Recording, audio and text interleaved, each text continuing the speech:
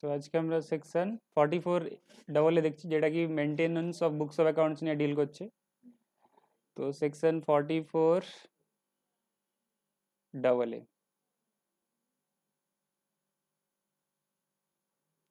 যেটা কি নিয়ে ডিল করছে, maintenance of books of accounts. Maintenance of books of accounts. Maintenance of books of accounts.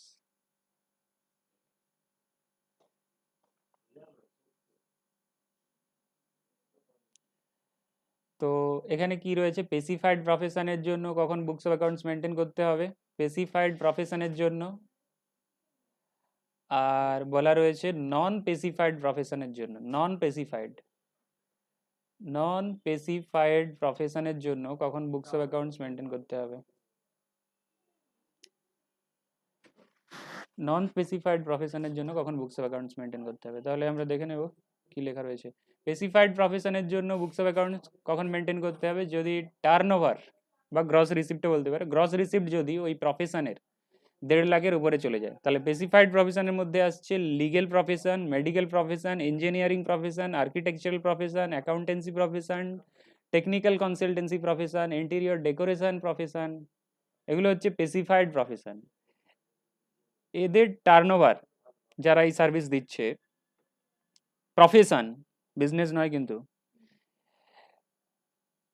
এদের gross receipt যদি লাস্ট 3 বছরে 1.5 লাখ 1.5 লাখ 1.5 লাখ পেরিয়ে যায়, তাহলে কিন্তু এবছর থেকে তাকে বুকস অফ অ্যাকাউন্টস মেনটেন করতে হবে। বুঝতে পারলে?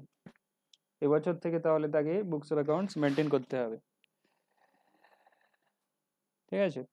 তার মানে ডাক্তারের যদি লাস্ট 3 বছরে 1.5 লাখ 1.5 লাখ করে পেরিয়ে যায় রিসিপ্ট, তাহলে বুকস অফ অ্যাকাউন্টস মেনটেন করতে হবে। যে লয়ার ছিল তার যদি 1.5 লাখ 1.5 লাখ করে রিসিপ্ট পেরিয়ে যায়, বুকস অফ অ্যাকাউন্টস মেনটেন করতে হবে। আর ইঞ্জিনিয়ার যে রয়েছে, ইঞ্জিনিয়ারের যদি, সিভিল ইঞ্জিনিয়ার সাপোজ সে সার্ভিস দিচ্ছে, প্রফেসর চেম্বার খুলে বসে আছে, তার যদি লাস্ট 3 বছরের রিসিপ্ট 1.5 লাখ 1.5 লাখ পেরিয়ে যায়, বুঝতে পারলে? স্পেসিফাইড প্রফেশন বলে দিয়েছে, বুকস অফ অ্যাকাউন্টস মেনটেন করতে হবে। এবার বুকস অফ অ্যাকাউন্টস কি হবে, কি খাতা রাখতে হবে না হবে, সেটা পরে আসছি। এখন মনে রাখো যে বুকস অফ অ্যাকাউন্টস মেনটেন করতে হবে। এরপরে রয়েছে নন স্পেসিফাইড প্রফেশন।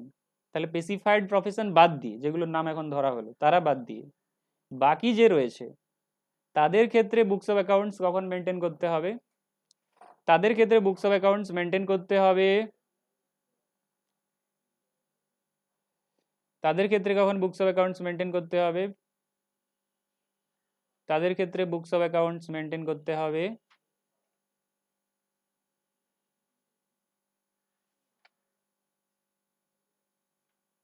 দেখতে হবে ইন্ডিভিজুয়াল এইচওএফ আছে কি,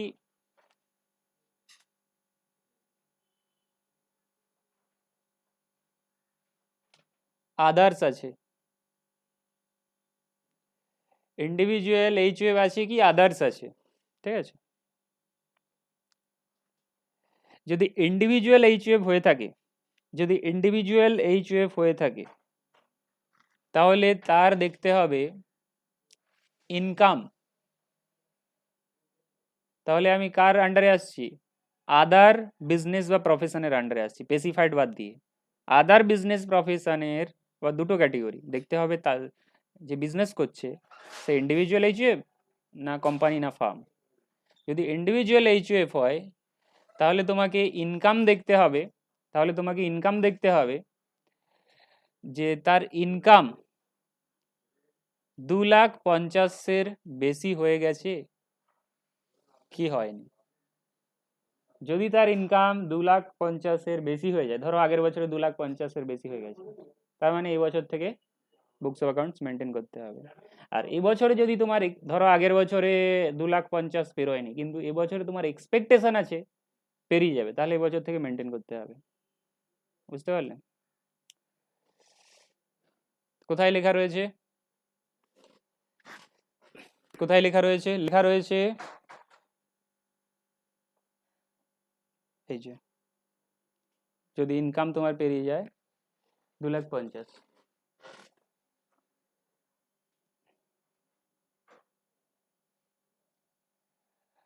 আর ইনকাম তো 2,50,000 পেরিয়ে গেলে, আর টার্নওভার যদি দেখো, টার্নওভার কত পেরিয়ে গেলে? মানে স্যার ইনকাম যেটা বলছে সেটা কি মান্থলি বলছে? না, ইয়ারলি, এটা টোটাল ইয়ার। পার এনাম। আচ্ছা, পার ইয়ার, পার এনাম এটা আমি না লিখে লিখে দিচ্ছি in the previous year, in the previous year और इन द কারেন্ট ইয়ার। আচ্ছা, প্রিভিয়াস ইয়ারই লেখো, কারণ তুমি তো এক্সপেকটেশন করতে পারবে না। যদি তোমার ধরো আগের বছর পেরোয়নি 2,50,000, ধরো এক্সপেকটেশন আছে এবছর পেরিয়ে যাবে, তাহলে এই বছর তোমাকে বুকস অফ অ্যাকাউন্টস মেনটেন করতে হবে, তাহলে ম্যান্ডেটরি না as per income tax act. আচ্ছা, টার্নওভার এটা তো তুমি দেখলে কিসের ক্রাইটেরিয়া? ইনকামের ক্রাইটেরিয়া। ধরো ইনকাম তো 2,50,000 পেরোয়নি, কিন্তু টার্নওভার কত পেরিয়ে গেছে ইন্ডিভিজুয়াল এইচএফ এর ক্ষেত্রে? টার্নওভার পেরিয়ে গেছে 25 লাখ। ইনকাম আর টার্নওভার মধ্যে কত? ইনকাম বলতে যত টাকা নেট প্রফিটের কথা বলছে, ইনকাম বলতে নেট প্রফিটের কথা বলছে, টার্নওভার বলতে তোমার সেল করে যত, টার্নওভার বলতে সেলকেই বোঝাতো। মানে আমরা ওই ডান দিকে প্রফিট এন্ড লসের ডান দিকে যেটা লিখি বাই সেল। আচ্ছা, টার্নওভার যদি কত পেরিয়ে যায়? 25 লাখ পেরিয়ে যায় কবে? In any, in any of the three, in any of the three previous years preceding the relevant previous year, preceding the relevant previous year, relevant previous year এর আগের 3 বছরের যে কোনো একটাতে যদি তোমার টার্নওভার 25 লাখ পেরিয়ে যায়, তার মানে 3 বছর দেখার দরকার নেই, মোটামুটি আগের বছর যদি পেরিয়ে যায় তোমাকে তো এই বছর বুকস অ্যাকাউন্ট মেনটেন করতেই হবে, ঠিক আছে? ধরো তোমার 25 লাখ একবার পেরিয়ে গিয়েছিল, তারপরে 2 বছর 25 লাখের কম আছে, তবুও মেনটেন করতে হবে, কারণ আমি তো 3 বছর, লাস্ট 3 বছর দেখছি না। কিন্তু আমি যদি দেখি যে লাস্ট 3 বছরে 25 লাখের কম ছিল, তার মানে এবছর মেনটেন করার দরকার নেই। বুকস অফ অ্যাকাউন্টস, তাহলে ইন্ডিভিজুয়ালের ক্ষেত্রে লিমিট দেখে নিলে, ইনকাম 2,50,000 পেরিয়ে গেলে আর টার্নওভার লাস্ট 3 বছরের কোনো এক বছরে যদি তোমার 10 লাখ পেরিয়ে, সরি 25 লাখ পেরিয়ে যায়, তাহলে তোমাকে বুকস অফ অ্যাকাউন্টস মেনটেন করতে হবে। দুটোর মধ্যে যদি কোনো একটা স্যাটিসফাইড হয় আর একটা যদি না হয়, ধরুন ইনকাম ঠিক আছে আর টার্নওভার হচ্ছে না, তখন যে কোনো একটা পেরিয়ে গেলে তোমায় বুকস অফ অ্যাকাউন্টস মেনটেন করতে হবে, যে কোনো একটা পেরিয়ে গেলে বুকস অফ অ্যাকাউন্টস মেনটেন করতে হবে, ঠিক আছে? যে কোনো একটা পেরিয়ে গেলে, যে কোনো একটা পেরিয়ে গেলে, তাহলে আমরা কি দেখলাম? Maintenance of books of accounts এর সেকশন হচ্ছে 44AA। তো সেখানে আমরা দেখলাম যে স্পেসিফাইড প্রফেশনের জন্য আলাদা রুল রয়েছে, আর নন স্পেসিফাইড প্রফেশনের জন্য আলাদা রুল রয়েছে। স্পেসিফাইড প্রফেশনের কি দেখা হয়? অনলি গ্রস রিসিপ্ট দেখা হয়। গ্রস রিসিপ্ট কত পেরিয়ে গেলে? 1.5 লাখ পেরিয়ে গেলে, in all the three, in all the three, in all the three ধরুন যে কোনো দুটোতে হয়েছে, একটাতে হয়নি, তাহলেও হবে previous year, in all the 3 previous year preceding the relevant previous year, preceding the relevant previous year, যে বছরে তুমি ইনকাম হিসাব করছো সেই বছরটা ছেড়ে দিয়ে তার আগের 3 বছরে যদি সবগুলোতে 1.5 লাখ পেরিয়ে যায়, তাহলে কিন্তু এই বছর বুকস অফ অ্যাকাউন্টস মেনটেন করতে হবে। সবগুলোতে কার ক্ষেত্রে? স্পেসিফাইড প্রফেশনের ক্ষেত্রে 1.5 লাখ গ্রস রিসিপ্ট লাস্ট 3 বছরে সবগুলোতে পেরিয়ে যায়। কোথায় লেখা হয়েছে সব? এখানে লেখা রয়েছে in all of the 3 immediately preceding previous year, in all. আর তুমি যখন আদার প্রফেশনের ক্ষেত্রে দেখছো, আদার বিজনেসের ক্ষেত্রে, বিজনেস প্রফেশনের ক্ষেত্রে, তখন কিন্তু এখানে এনি বলা আছে, any, any of the three. আমি সেই হিসাবে বলেছি যে স্পেসিফাইড প্রফেশনে অল লাস্টের 3 বছরে যদি 1.5 লাখ পেরিয়ে যায়, গ্রস রিসিপ্ট, প্রফিট নয়, গ্রস রিসিপ্ট, তখন বুকস অফ অ্যাকাউন্টস মেনটেন করতে হবে। নন স্পেসিফাইড প্রফেশনের ক্ষেত্রে ইন্ডিভিজুয়াল এইচএফ যদি হয়, তাহলে ইনকাম দেখতে হবে 2,50,000-এর ওপরে চলে গেছে কিনা, আর টার্ন ওভার 25 লাখের উপরে চলে গেছে কিনা।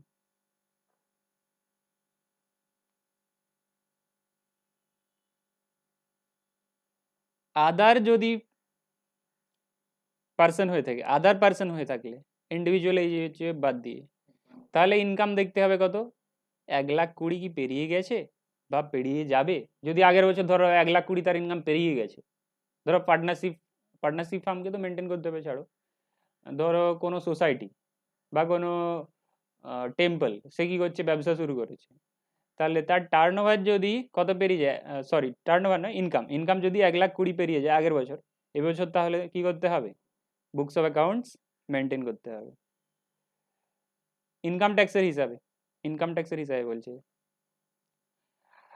আচ্ছা, এটা তো তোমার গেল ইনকামের ক্রাইটেরিয়া। টার্নওভারের ক্রাইটেরিয়া কি আছে, টার্নওভার যদি আদার পার্সনের, এটা তো ইন্ডিভিজুয়াল এইচএফ দেখিয়েছি, আদার পার্সনের টার্নওভার যদি কত পেরিয়ে যায়, 10 লাখ পেরিয়ে যায়, in any, in any of the three, in any of the three previous year,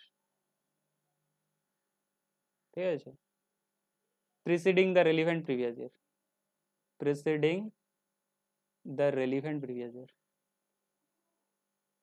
preceding the relevant previous year বলতে যে প্রিভিয়াস ইয়ারের কথা চলছে সেটা ছেড়ে দিয়ে, যেমন আমরা রেসিডেন্সিয়াল স্ট্যাটাসে দেখেছিলাম না, যে যে বছর তোমার রেসিডেন্সিয়াল স্ট্যাটাসে কি ছিল, যে প্রিভিয়াস ইয়ারে তুমি 60 দিন থাকো, তার আগের 4টেতে প্রিসিডিং 3টে, বা ওখানে ছিল 4টে, তো প্রিভিয়াস ইয়ারটা ছেড়ে দিয়ে তার আগের 3টের মধ্যে যে কোনো একটাতে যদি তোমার 10 লাখ পেরিয়ে যায়, তাহলে কিন্তু এবছরের বুকস অফ অ্যাকাউন্টস মেনটেন করা ম্যান্ডেটরি, মানে বুকস অফ অ্যাকাউন্টস যেন এবছরে থাকে।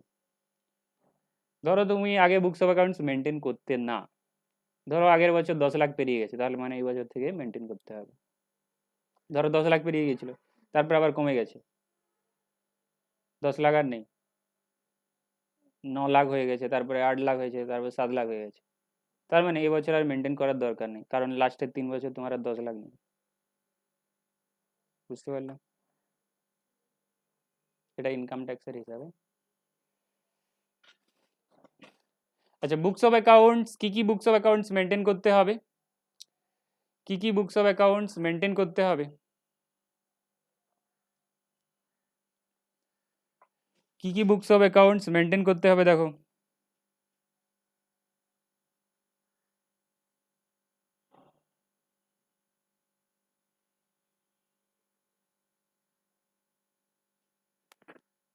বুকস অফ অ্যাকাউন্টস মেনটেন করতে হবে cash book, journal, cash book, journal,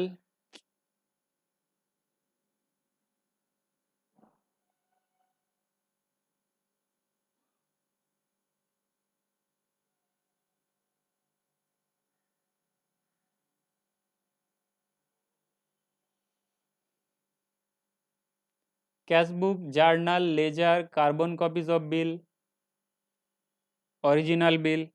যদি বুকস অফ অ্যাকাউন্টস না মেনটেন করো আর এই ডকুমেন্ট যদি না মেনটেন করো, তাহলে বিল, পেনাল্টি কত আছে, 25,000 টাকার পেনাল্টি আছে, 25,000 টাকার পেনাল্টি আছে।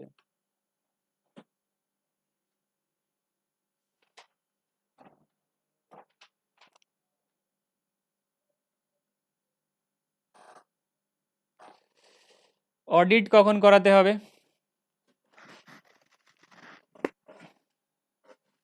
কোন সেকশনে বলেছে, বুকস অফ অ্যাকাউন্টস তো মেনটেন করলে, অডিট কখন করাতে হবে, অডিটের সেকশন কি আছে, 44 AB, আচ্ছা অডিটের সেকশনে আমি চলে যাচ্ছি, এখানে লেখার জায়গা।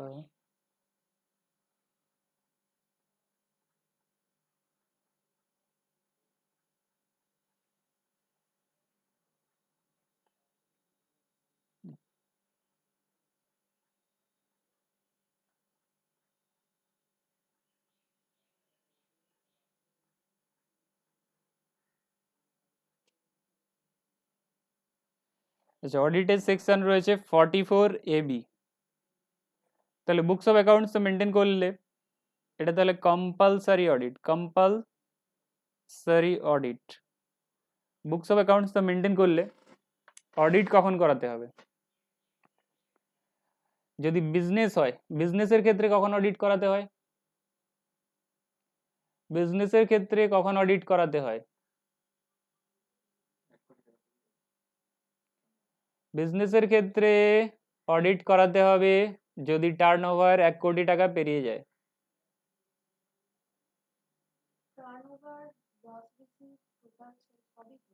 হ্যাঁ, যদি বিজনেস হয়, বিজনেস, তাহলে সেল বলো, তুমি কখনো কখনো সেল বলো, গুডসের ক্ষেত্রে সেল ওয়ার্ড ইউজ করো, সার্ভিসের ক্ষেত্রে রিসিভ ওয়ার্ড ইউজ করো, ওটাই রয়েছে, সব একই জিনিস। আচ্ছা সেল টার্নওভারের মধ্যে কি ডিফারেন্স রয়েছে? সেল মানে হচ্ছে নর্মাল তুমি যখন যে সেল করবে সেটাই সেল। টার্নওভার মানে হচ্ছে কোনো একটা পিরিয়ডের সেল, কোনো একটা পিরিয়ডের সেলকে বলা হয় টার্নওভার। স্যার বাই সেলসে যখন আমি লিখছি প্রফিট তখন তো এটা কোনো পিরিয়ডই তো আমরা মেনশন করছি না, ওখানে কোনো পিরিয়ড নেই। ধরো আজকে সেল হলো, আপনি ক্যাশ টু সেল করবেন, তো এটা নর্মাল সেল। সেল যখন আপনি টার্নওভার ওয়ার্ডটা ইউজ করবেন তার মানে হচ্ছে কোনো একটা পিরিয়ডের কথা চলছে। 6 মাসের টার্নওভার কত, মানে 6 মাসের সেল কত।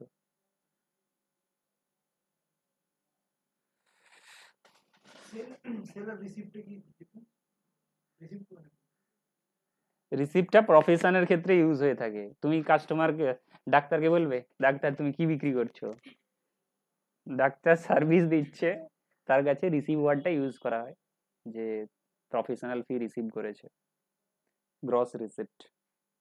আচ্ছা এখানেও সার্ভিসের ক্ষেত্রে, সার্ভিসের ক্ষেত্রে ধরো nursing home, nursing home business করছে, তাহলে তুমি কি বলবে নার্সিং হোমে কত সেল হয়েছে, এই ওয়ার্ডটা তো ইউজ অ্যাবসার্ড লাগবে। তুমি কি ইউজ করবে যে নার্সিং হোম কত সার্ভিস করে রিসিভ করেছে।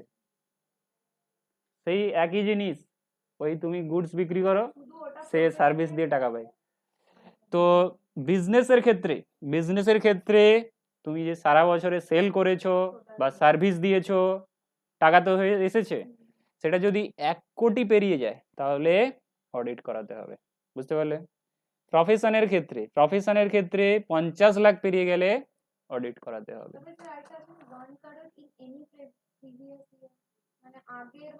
না না, এনি প্রিভিয়াস ইয়ার বলতে প্রিসিডিং তো বলেনি। প্রিসিডিং মানে হচ্ছে প্রিভিয়াস ইয়ার, ইনকাম ট্যাক্সের প্রিভিয়াস ইয়ার মানে কি, যে বছরের ইনকামের উপরে তুমি ট্যাক্স ডিটারমাইন করতে চাইছো সেটাই তো প্রিভিয়াস ইয়ার। তোমাকে যদি বলা হয় preceding the relevant previous year, 3 বছর preceding the relevant previous year মানে এবছরটা ছেড়ে দিয়ে, মানে কারেন্ট প্রিভিয়াস ইয়ার ছেড়ে দিয়ে আগের 3 বছর, তখন প্রিসিডিং ওয়ার্ডটা ইউজ করবে। তার মানে যে বছরে তোমার ট্যাক্স তুমি ডিটারমাইন করতে চাইছো সেটাই তো প্রিভিয়াস ইয়ার, সেই বছরে যদি 1 কোটি পেরিয়ে যায় অডিট করাতে হবে। আচ্ছা প্রফেশন 50 লাখ পেরিয়ে গেলে অডিট করাতে হবে। কে অডিট করবে? Chartered accountant. কত দিনের মধ্যে রিপোর্ট সাবমিট হবে?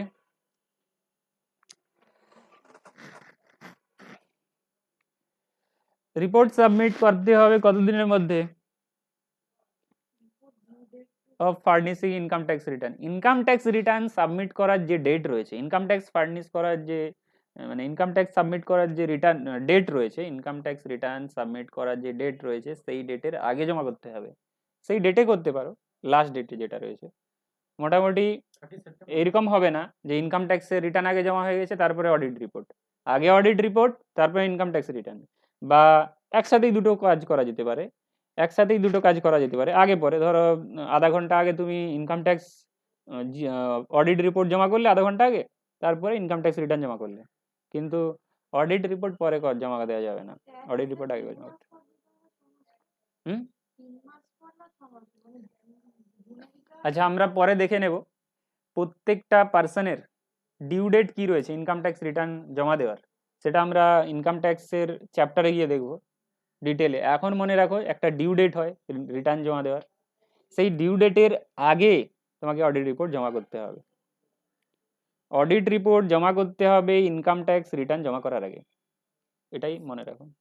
এবার কোন পার্সনের কি ডিউ ডেট রয়েছে সেটা ইনকাম ট্যাক্স রিটার্ন চ্যাপ্টারে আমরা ডিটেলে দেখব। আচ্ছা, তারপরে দেখো কি আছে।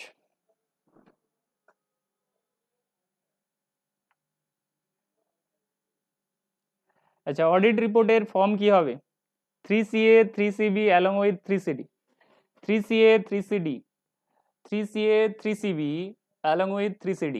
3CDটা অ্যাকচুয়ালি হচ্ছে অডিট রিপোর্ট, 3CDটা হচ্ছে অ্যাকচুয়ালি অডিট রিপোর্ট, আর 3CA তার সাথে লাগাতে হয় কখন কখন। 3CA লাগাতে হয় তোমাকে যদি তোমার অন্য সেকশনের অন্য অ্যাক্টের আন্ডারে অডিট হয়ে থাকে। যদি তোমার অন্য অ্যাক্টের আন্ডারে অডিট হয়ে থাকে তখন 3CA লাগবে। তার মানে অডিট রিপোর্টে দুটো ফর্ম লাগছে, 3CA এর সাথে 3CD বা 3CB এর সাথে 3CD, 3CA এর সাথে CD বা 3CB এর সাথে CD। সিএটা কখন লাগে? 3CA যখন তোমার অন্য একটা অডিট হচ্ছে। সাপোজ তোমার সোসাইটি রেজিস্ট্রেশন রয়েছে, সোসাইটি একটা রেজিস্ট্রেশন রয়েছে, তোমাকে সোসাইটি রেজিস্ট্রেশন থাকার জন্য অডিট করে সোসাইটিকে জমা করতে হয়। সোসাইটির যে রেজিস্ট্রার রয়েছে, রেজিস্ট্রার অফ সোসাইটি, তাকে জমা করতে হবে। তো সোসাইটি একটা রেজিস্টার হচ্ছে, তাহলে তোমার যে ফর্ম জমা হবে 3CB এর সাথে 3CD। ধরো কোম্পানি একটা অডিট হয়, তার মানে 3CA এর সাথে 3CD।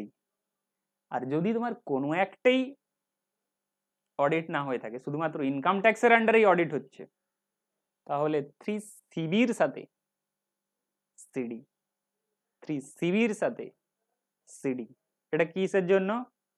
অডিট রিপোর্টের ফর্ম। কে ইস্যু করবে? কে ইস্যু করবে? কে ইস্যু করবে? ইনকাম ট্যাক্সের অডিট রিপোর্ট কে ইস্যু করবে? ডিসকাস করলাম, চার্টার্ড অ্যাকাউন্টেন্ট। আচ্ছা, যদি তুমি অডিট না করাও, অডিট যদি না করাও তাহলে তোমার পেনাল্টি কি আছে?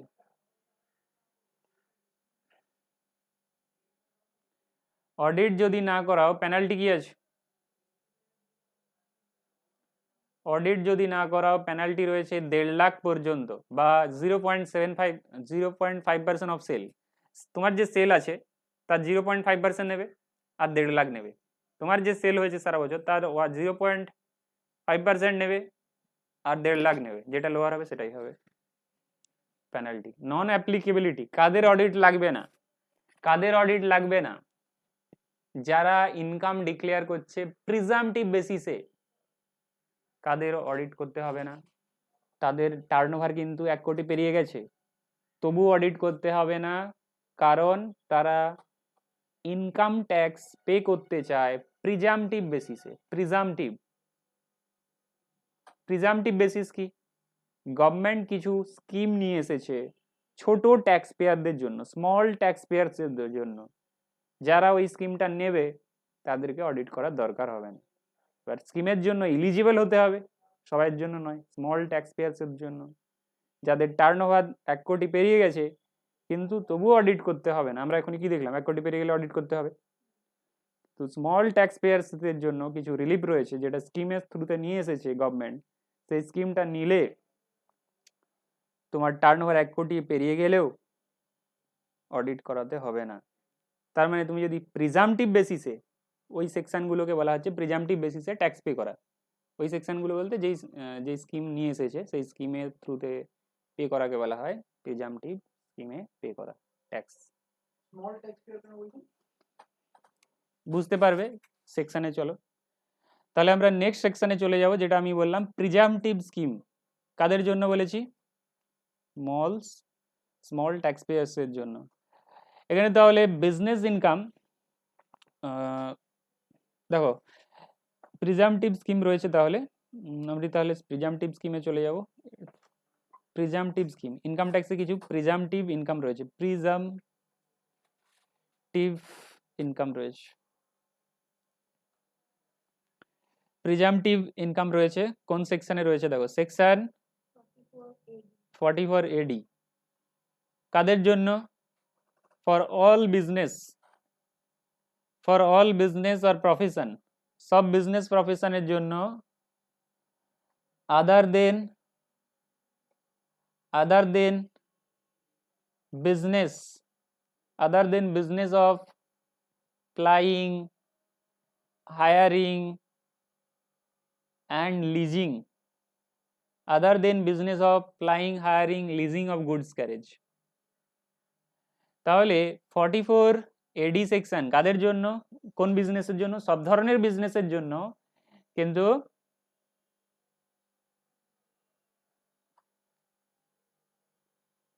Flying, leasing, hiring, goods carriage বাদ দিয়ে।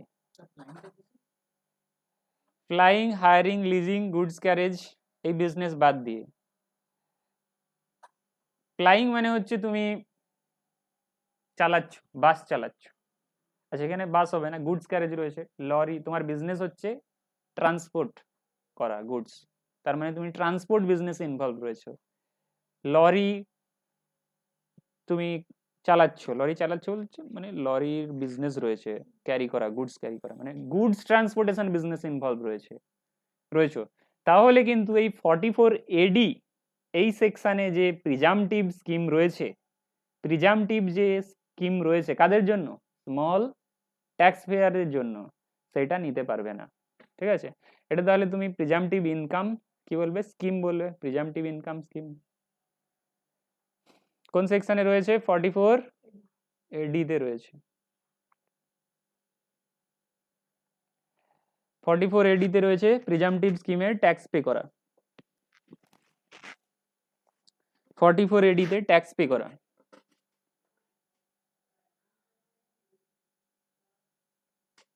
প্রিজামটিভ স্কিম রয়েছে। আচ্ছা এখানে ইনকাম ট্যাক্স ডিপার্টমেন্ট কি প্রিজিউম করছে? ইনকাম ট্যাক্স ডিপার্টমেন্ট বলছে তুমি যদি তোমার প্রফিটের, তুমি যদি তোমার টার্নওভারের 6% বা 8%, 6% বা 8%, ইনকাম ট্যাক্স ডিপার্টমেন্ট বলছে 44AD এই সেকশনে তুমি যদি ইনকাম ডিক্লেয়ার করো কতটা, তোমার টার্নওভারের, তোমার সেলের 6% বা 8%, তাহলে আমরা তোমার কিন্তু প্রফিট অ্যান্ড লস চেক করব না। আমরা কি করব না? তোমার প্রফিট অ্যান্ড লস চেক করব না। তুমি যদি তোমার টার্নওভারের বলে দাও কি 6% প্রফিট হয়েছে বা 8% প্রফিট হয়েছে, তাহলে আমরা সেটাকেই ইনকাম হিসাবে ধরে নেব, তোমার প্রফিট হিসাবে ধরে নেব, আমরা তোমার প্রফিট অ্যান্ড লস চেক করতে যাব না। বুঝতে পারলে? তোমার জার্নাল এন্ট্রি চেক করতে যাব না, কি খরচা করেছো তোমার ভাউচার দেখবো না। ওটাই হচ্ছে প্রিজামটিভ স্কিম। তাহলে প্রিজিউম করছে কত? ইনকাম প্রিজিউম করা হচ্ছে কত? ইনকাম, মিনিমাম ইনকাম কত ডিক্লেয়ার করতে হবে? মিনিমাম ইনকাম বা প্রফিট কত ডিক্লেয়ার করতে হবে? 8% ডিক্লেয়ার করতে হবে in case of cash sale. ক্যাশে যে সেল করেছো বা রিসিভ করেছো, ক্যাশ সেল বা ক্যাশ রিসিপ্ট,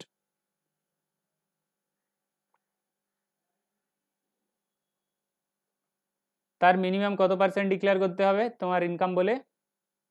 8%। আর যদি তুমি ব্যাংকিং চ্যানেলের থ্রুতে করো, in case of banking, in case of sales through banking channel,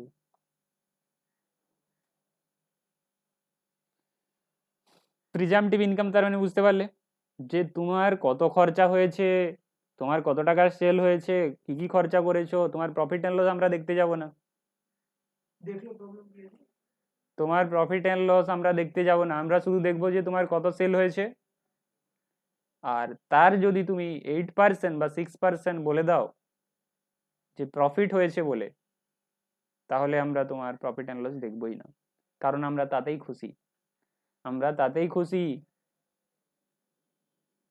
তাহলে এখানে যদি আমি একটা এক্সাম্পল নিই যে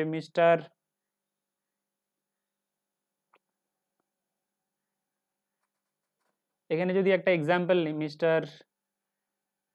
মিস্টার রাজ, সে ধরো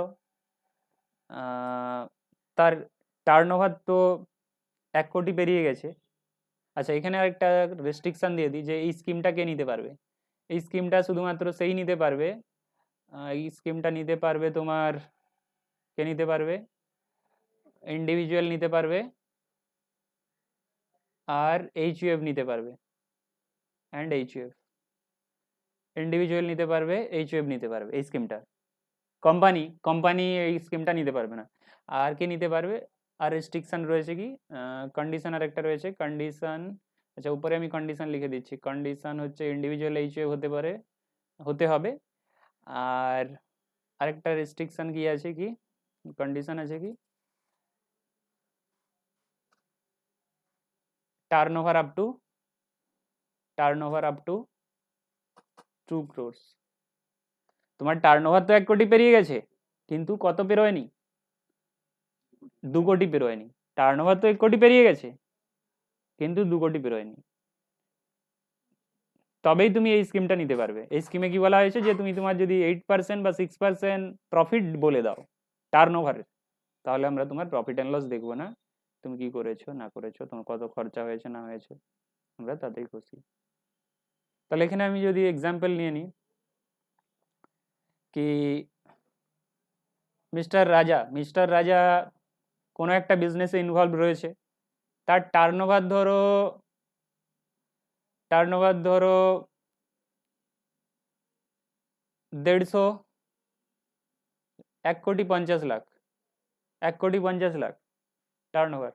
1,50,00,000 মধ্যে তোমার ধরো ক্যাশে করেছে সেল 70,000, ব্যাংকের থ্রুতে সেলটা করেছে ক্যাশ সেল, আর sale 70 lakh sale through bank, মানে ব্যাংকের থ্রু দিয়ে টাকা এসেছে আর কি, cash sale through banking channel, এটা ধরো 80 লাখ। টোটাল সেল তার কত, 1,50,00,000। তার মানে তো তাকে অডিট করতে হবে, হবে কি হবে না? কিন্তু সে যদি বলে যে আমি এই 44 এডি নেব, তাহলে তাকে কতটা প্রফিট ডিক্লেয়ার করতে হবে, মিনিমাম এইটার 8%, এইটার 6%, ঠিক আছে, মিনিমাম প্রফিট ডিক্লেয়ার করতে হবে। 8 সাথে 56, 5,60,000, আর এটা হচ্ছে তোমার 848, 4,80,000, 14, 9, 10, 10,40,000, 10,40,000, ঠিক আছে, 10,40,000, 10,40,000 তোমাকে কি ডিক্লেয়ার করতে হবে তাহলে, প্রফিট। 10,40,000 তোমাকে ডিক্লেয়ার করতে হবে প্রফিট। এবার তো সেল বলছি না, টোটাল সেল বলে তো। কোথায় সেল বললাম, আমি সেল বলেছি 1.5 কোটি, হ্যাঁ। 1.5 কোটি সেল বলেছি, তার মধ্যে আমি দুটো ভাগে ভাগ করে দিয়েছি। ক্যাশ সেল বলেছি 70 lakh, sale through banking channel বলেছি 80 লাখ, টোটাল 1.5 কোটি হয়। এবার তুমি যদি 44 এডি নাও, তুমি বলছো কি আমার ইনকাম ট্যাক্স ডিপার্টমেন্ট বলছে তোমার যদি 1 কোটি পেরিয়ে যায় তাহলে অডিট করাতে হবে, কিন্তু তোমার কাছে একটা স্কিম আছে অ্যাভেলেবেল।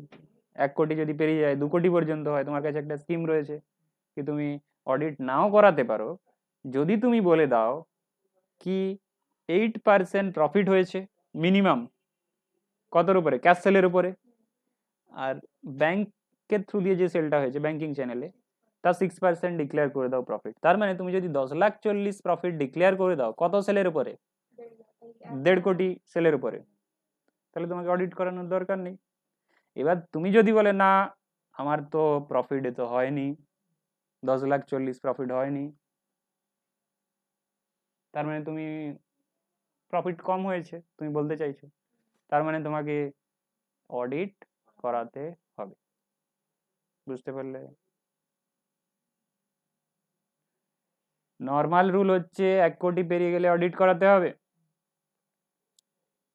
কিন্তু একটা স্কিম রয়েছে যেটা নিতে পারবে কে, ইন্ডিভিজুয়াল এইচইউএফ, আর যার টার্নওভার আপ টু 2 crore সেই নিতে পারবে।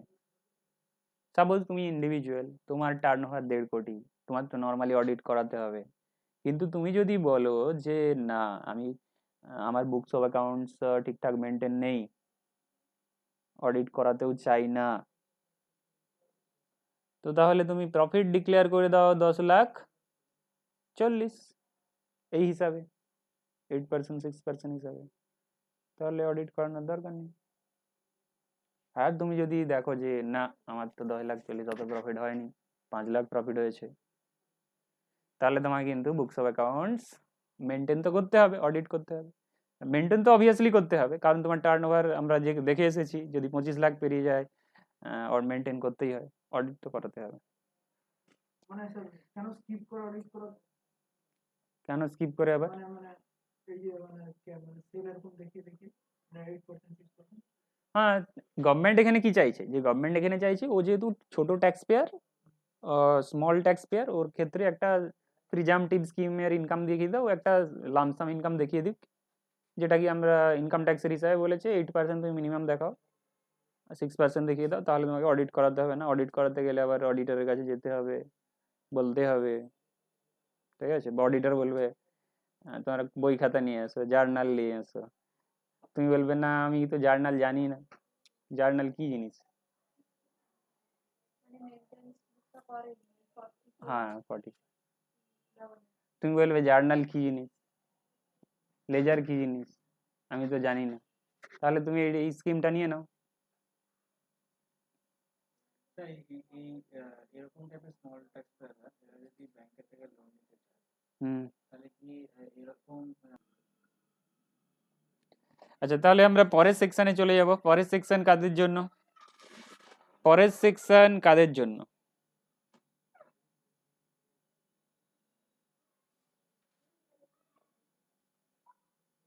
দেখো পরের সেকশন কাদের জন্য আছে। আচ্ছা এখানে আই ডিসএগ্রি বলে বলেছে না, আই ডিসএগ্রি বলে তাহলে অডিট করাতে হবে। আমি এখনই যেটা বলে এলাম, যদি তুমি বলো না অত প্রফিট হয়নি। আচ্ছা এখানে বলে রাখি, তুমি বেশি প্রফিট দেখাতে পারো, এই যে 8% যেটা লেখা আছে না, 8% 6%, ওটা মিনিমাম।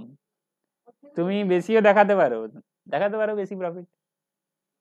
বেশি দেখালে কিছু হবে না, কম দেখানো যাবে না, তাহলে অডিট করাতে হবে, বুঝতে পারলে? মেন পারপাসটা তার অডিটের কি, মানে ধরুন লোয়ার প্রফিট হচ্ছে বলে আচ্ছা অডিটের পারপাস। আচ্ছা চলো তাহলে পরে কি আছে, পরের সেকশন হচ্ছে 44 এডিএ, তাই তো? 44 এডিএ, 44 এডিএ, 44 এডিএ, এই সেকশন কাদের জন্য? 44 এডিএ, এটাও প্রিজামটিভ স্কিমের সেকশন, সেকশন 44 এডিএ, প্রিজামটিভ স্কিমের ইনকাম। এটা কাদের জন্য? প্রিজামটিভ স্কিমের section, presumptive income scheme, income scheme, presumptive income scheme. এটা কাদের জন্য? ইন কেস অফ প্রফেশন, তুমি এই স্কিম নিতে পারো, প্রিজামটিভ স্কিম 44 এডিতে। তাতে মিনিমাম ডিক্লেয়ার করতে হবে কত? মিনিমাম ইনকাম কত দেখাতে হবে? মিনিমাম ইনকাম কত দেখাতে হবে প্রফেশনের ক্ষেত্রে যদি এই স্কিমটা নাও? 50% দেখাতে হবে, 50% বা তার বেশি দেখাতে হবে, ঠিক আছে? বুঝতে পারলে? এক্সাম্পল দিচ্ছি দেখো, ধরো কোনো ডাক্তার রয়েছে, তার প্রফেশনাল ফি আসছে, ধরো সেই ফিটা কত বেশি চলে গেছে, 50 লাখের বেশি চলে গেছে। কারণ আমরা জানি কি প্রফেশনের ক্ষেত্রে 50 লাখের বেশি চলে গেলে তখন অডিট করাতে হয়, প্রফেশনের ক্ষেত্রে 50 লাখের বেশি চলে গেলে অডিট করাতে হয়। এখন কিছুক্ষণ আগেই তো দেখলাম না, প্রফেশনের ক্ষেত্রে 50 লাখ আছে, ভালো করে চেক করো। In case of profession 50 lakh. তাহলে প্রফেশনের ক্ষেত্রে কোনো ডাক্তারের ধরো 50 লাখ পেরিয়ে গেছে, সে যদি বলে যে আমার বই খাতা তো ঠিকঠাক মেনটেন নেই, যা রিসিভ হয়েছে তার 50% আমি প্রফিট ডিক্লেয়ার করে দিচ্ছি। ধরো তার 60 লাখ রিসিভ হয়েছে, 60 লাখ রিসিভ হয়েছে, তাকে তাহলে 30 লাখ ডিক্লেয়ার করতে হবে প্রফিট ইনকাম বলে, বাকি খরচা হিসেবে ধরে নেওয়া হবে, অ্যাজিউম করে নেওয়া হবে। প্রিজামটিভ স্কিম মানে কি, প্রিজিউম করে নেওয়া হচ্ছে যে তোমার খরচা হয়ে গেছে বাকিটা, তার মানে বাকি 50% তোমার প্রফিট, সেটাই তোমার ইনকাম ফ্রম বিজনেস প্রফেশন হেডের ইনকাম। তুমি যদি 50% বলে দাও প্রফেশনের ক্ষেত্রে, তাহলে তোমার আর প্রফিট অ্যান্ড লস দেখতেই যাবো না কি করেছো না করেছো, কারণ আমরা তো প্রিজিউমই করে নিচ্ছি যে তোমার প্রফিট এত। কিন্তু তুমি যদি বলো না আমার তো অত প্রফিট হয়নি, আমি রেখেছি অনেকজন ছেলেকে, একজন ছেলে গেটে রেখেছি কাস্টমারকে, ক্লায়েন্টকে নিয়ে আসার জন্য, পেশেন্টকে নিয়ে আসার জন্য, একজন বেডের কাছে রেখেছি বেডে তোলার জন্য, তো প্রফিট তো হয়নি, আমার অ্যাসিস্ট্যান্ট আছে, তো তাহলে সেক্ষেত্রে তোমাকে কি করতে হবে, অডিট করাতে হবে।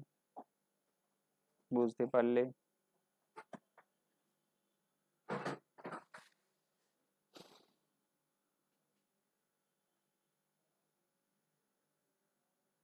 ওটাই লেখা রয়েছে, আর কিছু নেই। আই ডিসএগ্রি বলতে তুমি বলতে চাইছো না আমার অত প্রফিট হয়নি।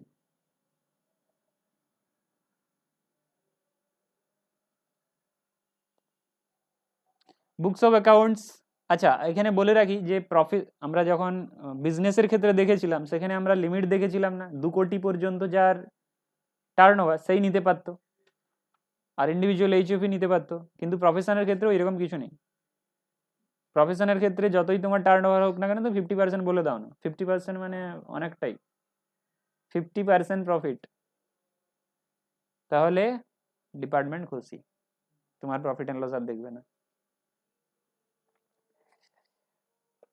আচ্ছা বুকস অফ অ্যাকাউন্টস মেনটেন করতে হবে কোন সেকশনে, 44 50% বলে দিলাম তো, ডাবল এ। ওর উপর তো ট্যাক্সও দিতে হবে আবার। যে 50% দেখালাম প্রফিট। আচ্ছা penalty for non maintenance of books of accounts, books of accounts maintain না করলে কি হবে, 25,000। আচ্ছা in case of specified profession, specified প্রফেশনের ক্ষেত্রে বুকস অফ অ্যাকাউন্টস মেনটেন করা কম্পালসরি যদি গ্রস রিসিপ্ট কত পেরিয়ে যায়, 1.5 lakh in all dash 3 previous year, in 3 immediately preceding previous year. বিজনেসের ক্ষেত্রে মেনটেন করা বুকস অফ অ্যাকাউন্টস কখন mandatory, books of accounts maintain করা কখন ম্যান্ডেটরি, যখন তোমার মোর দেন 2 crores নয়, 2 crores নয়, books of accounts maintain, books of accounts maintain. Income sir, এখানে 10 না ইনকাম আছে, ইনকাম ক্রাইটেরিয়া আছে, ইনকামে তো 1,20,000 পেরিয়ে গেলেই করতে হয়, 1,20,000 পেরিয়ে গেলেই করতে হয়। ইন্ডিভিজুয়াল এইচএফ এর ক্ষেত্রে 2,50,000, এখানে আমরা 1,20,000 টাকাই ধরবো, এখানে তো মেনশন করে দেয়নি কার কথা বলছে। আচ্ছা বুকস অফ অ্যাকাউন্টস মেনটেন করা কম্পালসরি যদি টোটাল সেলস কত বেরিয়ে যায়, 10 লাখই ধরবো।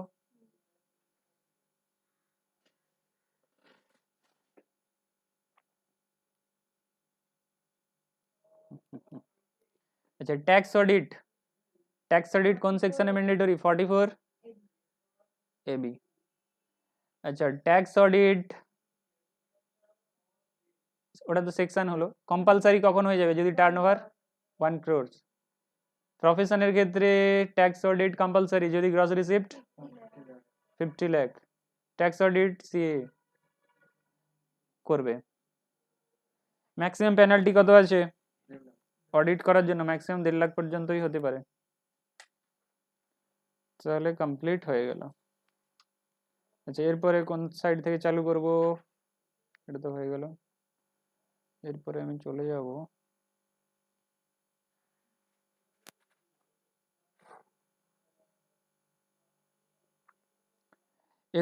চলে যাব যাদের যারা প্রিজামটিভ স্কিম নিচ্ছে না, যারা কি নিচ্ছে না, প্রিজামটিভ স্কিম নিচ্ছে না। আচ্ছা আরেকটা প্রিজামটিভ স্কিম আছে সেটা ডিসকাস করে নেওয়া যাক। আরেকটা প্রিজামটিভ স্কিম রয়েছে লাস্টে রয়েছে, লাস্টে দেখো একটা প্রিজাম্পটিভ স্কিম রয়েছে একেবারে লাস্ট পেজে। হ্যাঁ ঠিক, অ্যাপ্লিকেবিলিটি অফ সেকশন 44A চ্যাপ্টারের লাস্টের দিকে পাবে। Applicability of section 44A।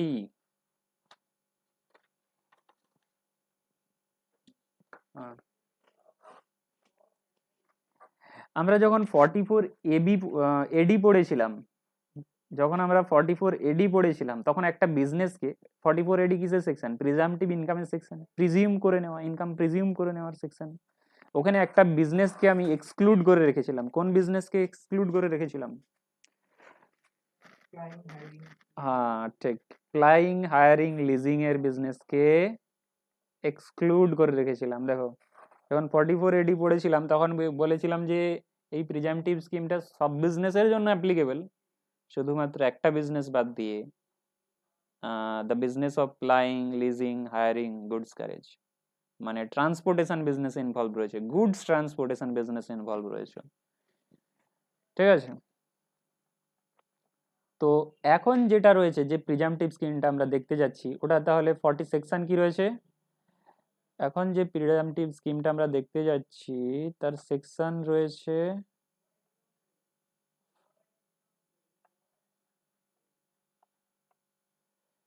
তার সেকশন রয়েছে 44A।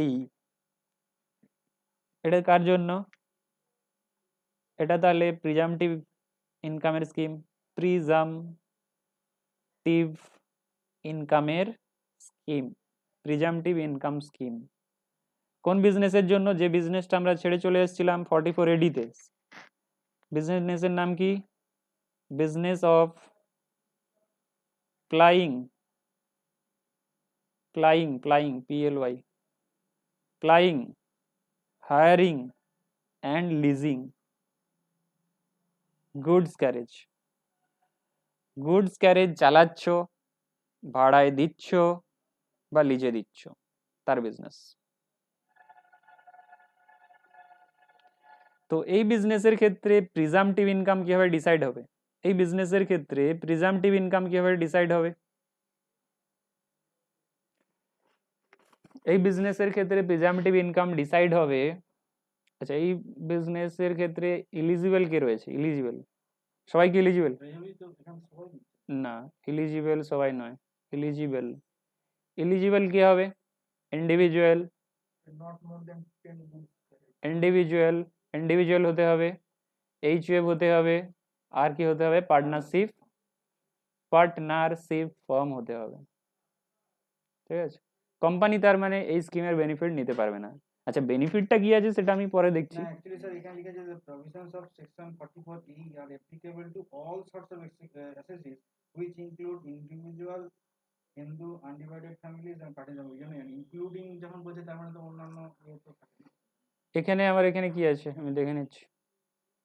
প্রিজাম্পটিভ স্কিম, এখানে একটা লিখেছে যে not more than 10 goods carriage vehicle যদি হয়। আর সেটা তো রয়েছে। হুম। আপনি যেটা দেখলেন এই ইন্ডিভিজুয়াল HUF কোথায় লেখা আছে?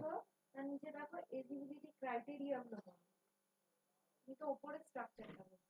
মানে কথাটা লিখছে দেখো না, যেটা লিখছে যে হুইচ ইনক্লুড যখন লিখছে না, এই তো and partnership firm unlike section 44AD there are no. না, এখানে সবাই পাবে না, এটা ওই ইন্ডিভিজুয়াল HUF পার্টনারশিপ, তাহলে তো এরকম লেখার কোনো মানেই হয় না। সবাই যদি ভাবে অল SSC লিখলেই হবে। Individual HUF, individual HUF partnership firm, ঠিক আছে, ইন্ডিভিজুয়াল HUF পার্টনারশিপের ফার্মের ক্ষেত্রে অ্যাপ্লিকেবল হবে। সেকেন্ড পয়েন্ট হচ্ছে যে এদের কাছে কটার বেশি ভেহিকেল থাকা যাবে না। vehicles should be up to কত?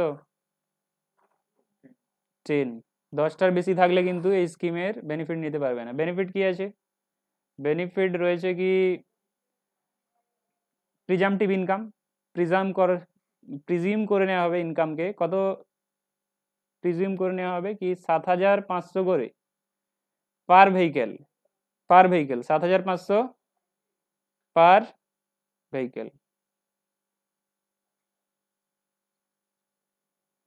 ভেহিকেল অ্যাজিউম করে নেওয়া হচ্ছে, প্রিজিউম করে নেওয়া হচ্ছে কি তোমার ইনকাম হয়েছে, ধরো মিস্টার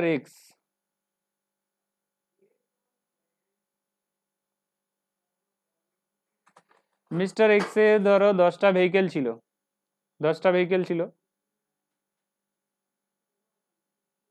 এরকম তার 10টা ভেহিকেল ছিল গুডস ক্যারেজ। তো পার ভেহিকেলে কত ধরে নেওয়া হবে ইনকাম হয়েছে 7,500, 12 মাসে ধরো ছিল, 12 মাসই ছিল, তার মানে তার ইনকাম কত ধরে নেওয়া হচ্ছে 10টা ভেহিকেল থেকে, যেটা গুডস ক্যারেজ পার, হ্যাঁ per month 7,500, 7,000 per month, 7,500 per month per vehicle, পার মান্থ পার ভেহিকেল, 9 লাখ টাকা তার ইনকাম হয়েছে ধরে নেওয়া হবে 10টা গুডস ক্যারেজ থেকে, যেটা সে ট্রান্সপোর্টেশন বিজনেসে লাগিয়ে রেখেছে। এখানে এই সেকশনে বলেছে যদি তুমি ওন করো, মানে 10টা থাকলেই ধরে নেওয়া হবে যে তোমার 10 ইন্টু 7,500 ইন্টু যতদিন ওন করে রেখেছো, মানে তোমার নামে রেজিস্টার্ড ছিল। ধরো তুমি বলতে পারো কি না আমার তো ছিল কাজে তো লাগানো হয়নি, তার উপরে কি সেটার উপরে কি ধরা হবে যতদিন কাজে লাগাইনি, 1 মাস 2 মাস তো পড়েই ছিল না, দেখা হবে তুমি কতদিন ওন করেছিলে, বুঝতে পারলে? কারণ তুমি প্রিজামটিভ বেসিসে ট্যাক্সটা দিচ্ছ না, ইনকামটা বলছো না। 7,500 ধরো কোনো ইয়ারে যে বছর কিনেছিলে, বছরের মাঝে কিনেছো, তার মানে তুমি 6 মাস ওন করেছো, তাহলে সেই ভেহিকেলের জন্য 6 ইন্টু 7,500 হবে, কারণ 6 মাসই ওন করে রেখেছো। এখানে দেখা হবে তুমি কতদিন ওন করে রেখেছিলে ডিউরিং দ্য প্রিভিয়াস ইয়ার।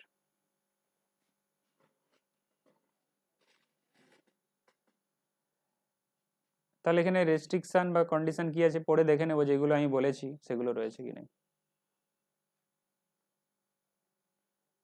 এখানে তাহলে কি লেখা রয়েছে দেখো, কাদের জন্য অ্যাপ্লিকেবল, এটা অ্যাপ্লিকেবল হচ্ছে ইন্ডিভিজুয়াল এইচইউএফ পার্টনারশিপ ফার্ম, ঠিক আছে।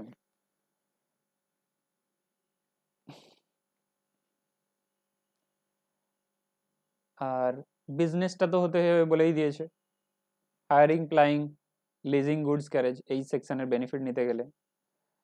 আর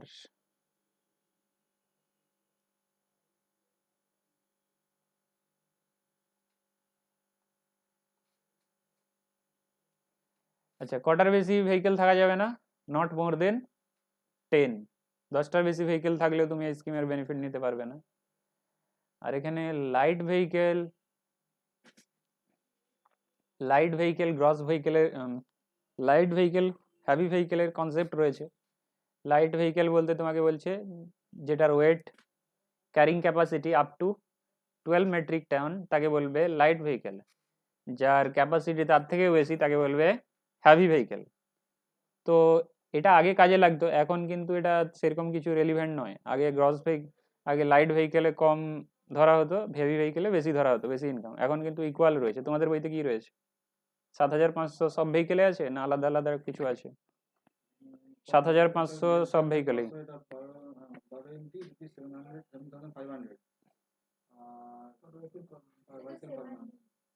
For heavy goods vehicle more than 1,000 per ton per vehicle.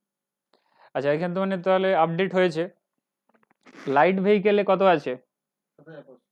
Light ভেহিকেলে 7,500। তাহলে এইখানে যে ক্যালকুলেশনটা আমি দেখিয়েছিলাম, এটা তাহলে লাইট ভেহিকেলের কেসে হয়ে যাচ্ছে। এরপরে যদি তোমার হেভি, তার মানে ওই 10টা ভেহিকেলের সবগুলোই যদি লাইট ভেহিকেল হয়, মানে তার carrying capacity up to 12 metric ton, তাহলে এরকম ক্যালকুলেশন হয়ে যাবে। তার মানে 9 lakh income from business profession হয়ে যাবে। Presumptive income. এবার ধরুন একজনের 5টা হেভি ধরো হ্যাঁ, এবার এই 10টা ভেহিকেলের মধ্যে ধরো 5টা হেভি ভেহিকেল রয়েছে আর 5টা লাইট রয়েছে, তাহলে হেভি ভেহিকেলে তো 7,500, লাইট ভেহিকেলে তো 7,500 করে, ঠিক আছে, আর হেভি ভেহিকেলে কত করে বলেছে? 1,500, 1,500 না 1,000 per ton। 1,000 পার টন। পার টন বলতে দেখতে হবে লরিটা কত টনের, তাহলে এটা সিঙ্গেল সিঙ্গেল করে ক্যালকুলেট করতে হবে। দেখতে হবে যে আমার যে লরিটা রয়েছে বা গুডস ক্যারিয়ারটা রয়েছে সেটা কত টনের। 12 টনের তো অবভিয়াসলি বেশি হবে। ধরো একটা গুডস ক্যারিয়ার রয়েছে সেটা হচ্ছে 13 টনের, তাহলে 13 দিয়ে মাল্টিপ্লাই করতে হবে। ধরো 12 মাসই তুমি অন করেছিলে, সেটা 1000। হ্যাঁ, এখানে তাহলে 5 দেওয়া যাবে না, এখানে তাহলে একটা ভেহিকেলের হিসাব করছো যেটা কি 13 টনের। একটা ভেহিকেল 1,500 করে 1000 13 টনের 1000 1000 করে আছে। 1,500 বলছে তোমার বইতে, কি আপনার বইতে কত আছে? 1000। আচ্ছা, তাহলে 1,000 করে বলছো। এইভাবে তাহলে মাল্টিপ্লাই করতে হবে। ধরো আরেকটা ভেহিকেল রয়েছে, আরো দুটো ভেহিকেল রয়েছে, মানে এই 13টা লিখছেন 13 টন। 13 টন, হ্যাঁ 13 টনের ভেহিকেল। তারপরেরটা রয়েছে ধরো 15 টনের ভেহিকেল, 12 মাস অন করেছিলে, 10 মাসও অন করতে পারো, যে বছর ধরো নতুন কিনেছো সে বছর তো কম পিরিয়ডে অন করবে। স্যার এটা 10,000 কেন? 1000 আচ্ছা, 1,000 হবে।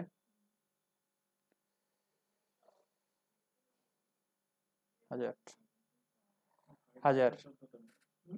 তাহলে যেটা 5 লিখলাম এটা হচ্ছে 5টা vehicle light vehicle, light vehicle, light ভেহিকেলে তাহলে 7,500 করে পার মান্থ হয়ে গেল, পার ভেহিকেল।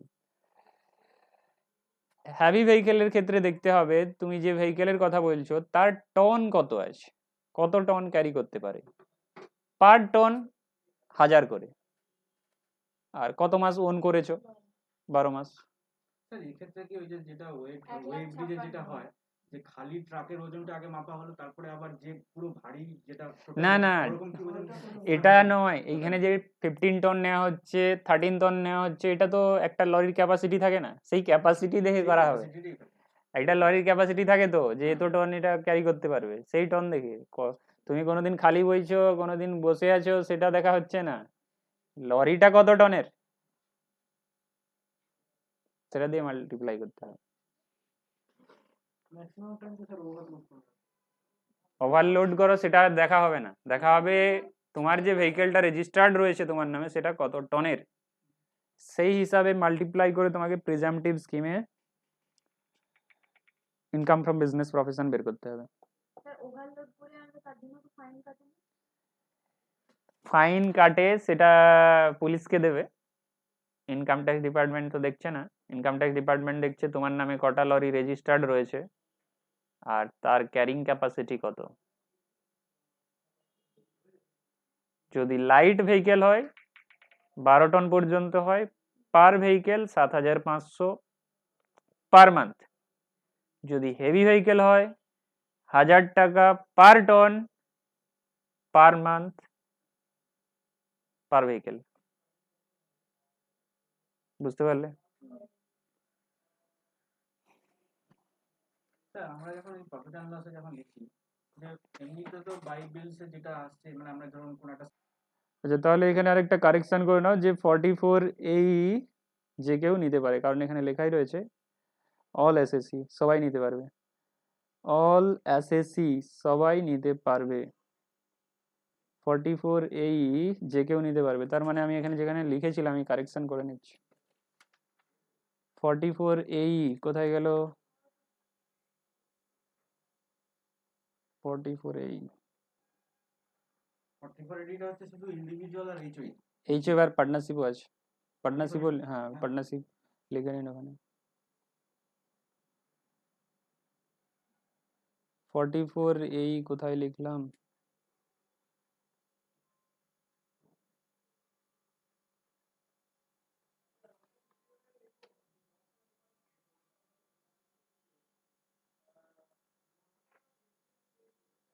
আচ্ছা যাই হোক, এখানে আমি আর খুঁজছি না। তো 44 এই 44 এর ক্যালকুলেশন আবার দেখে নাও, ফ্রেশ একটা ক্যালকুলেশন দেখে নাও, 44 এর ফ্রেশ ক্যালকুলেশন দেখে নাও।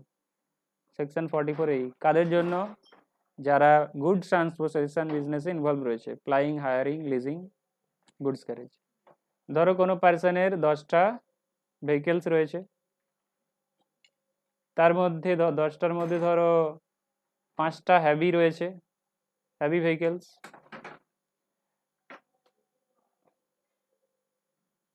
3টে ধরো, আচ্ছা 5টা হ্যাভি হলে আর 5টা কি হবে? লাইট। আচ্ছা 5টা লাইট রয়েছে, 5টা লাইটের মধ্যে আবার 3টে হচ্ছে তোমার 3টে হচ্ছে কত টনের? 3টে ধরো 15 টনের, 15 টনের। আর ধরো দুটো, আচ্ছা লাইট নিয়েছে না, আচ্ছা তাহলে তোমার ওপরেরটা করতে হবে লাইট, ওপরেরটা লাইট করতে হবে, এটা লাইট করো, এটা হেভি করো।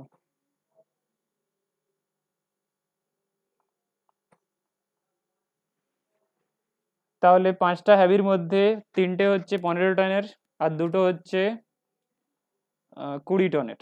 20 টনের লরি হয় তো? ঠিক আছে, তাহলে ক্যালকুলেশন কিভাবে হবে দেখো 44 এইতে। তাহলে 5টা লাইট ভেহিকেল 7,500 করে পার মান্থ পার ভেহিকেল। 5টা লাইট ভেহিকেল 7,500 করে, আর 12 মাস অন করেছিলে, মাল্টিপ্লাই করে যত হবে। 3টে হ্যাভি ভেহিকেল আর পার ভেহিকেলে 1,000 টাকা করে, 12 মাস অন করেছিলে। আর দুটো, আচ্ছা এখানে টন মাল্টিপ্লাই করতে হবে, প্রথমটা কত টনের এটা তো ঠিকই আছে, সেকেন্ডটা 3টে হ্যাভি ভেহিকেল পার টন হচ্ছে তোমার 15, পার টন হচ্ছে 1000 করে 15 টনের। তারপরে দুটো হ্যাভি হচ্ছে 1000 করে 20 টনের 12 মাস।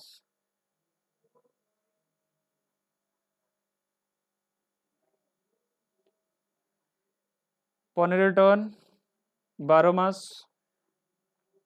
15 টনের ওন করেছো 12 মাস, 20 টনের ওন করেছো 12 মাস, আর পার টন 1000 করে। ঠিক আছে, ক্যালকুলেট করলে যা হবে সেটাই তোমার কি হয়ে যাবে, ইনকাম ট্যাক্সের হিসাবে 44 এইতে তোমার প্রিজামটিভ ইনকাম, প্রিজিউম করছে ইনকাম ট্যাক্স ডিপার্টমেন্ট। এবার তুমি যদি বলো না আমার এত ইনকাম হয়নি, তাহলে বুকস অফ অ্যাকাউন্টস অডিট করাতে হবে। বুঝতে পারলে? তাহলে আজকে আমরা 3টে প্রিজামটিভ স্কিমের ডিটেলস দেখলাম। প্রথমে এডি 44 এডি, যাতে দেখলাম কি ইন্ডিভিজুয়াল এইচইউ পার্টনারশিপ ফার্ম নিতে পারবে, যাতে দেখলাম 8% 6% ডিক্লেয়ার করতে হবে প্রফিট, ক্যাশে হলে 8%, ব্যাংকিং চ্যানেলে হলে 6%, আর শুধুমাত্র তারাই নিতে পারবে যাদের turnover individual HU partnership plus turnover 2 কোটির মধ্যে থাকতে হবে। 44 এডি কমপ্লিট। 44 এডিএতে দেখলাম প্রফেশনালের ক্ষেত্রে 50% ডিক্লেয়ার করতে হবে। প্রফেশনাল যারা, যেমন ডাক্তার, লয়ার, ইঞ্জিনিয়ার, তারা যদি 50% ডিক্লেয়ার করে দেয় তাহলে আর কোনো প্রফিট অ্যান্ড লসই দেখা হবে না। তারপর দেখা হলো যে লিজিং হায়ারিং বিজনেসে যারা ইনভলভ রয়েছে, যেটা আমরা 44 এডিতে ধরছিলাম না, ওকে বাদ দিয়ে রেখেছিলাম। 44 এইতে বলেছে যে 10টার বেশি ভেহিকেল থাকা যাবে না, যে কেউ বেনিফিট নিতে পারে, 10টার বেশি ভেহিকেল থাকা যাবে না। ঠিক আছে, আর কি আছে, লাইট ভেহিকেল, স্মল ভেহিকেলের, লাইট ভেহিকেল হেভি ভেহিকেলের কনসেপ্ট রয়েছে। হেভি ভেহিকেলে 7,500 করে পার মান্থ দিয়ে দাও যত মাস অন করে রেখেছো, আর লাইট ভেহিকেলের ক্ষেত্রে 1000, সরি হেভি ভেহিকেলের ক্ষেত্রে, লাইটের ক্ষেত্রে 7,500 করে, আর হেভির ক্ষেত্রে 1000 করে পার টন পার ভেহিকেল, পার টন পার ভেহিকেল, যতদিন অন করেছো সেই হিসাবে মাল্টিপ্লাই করবেন।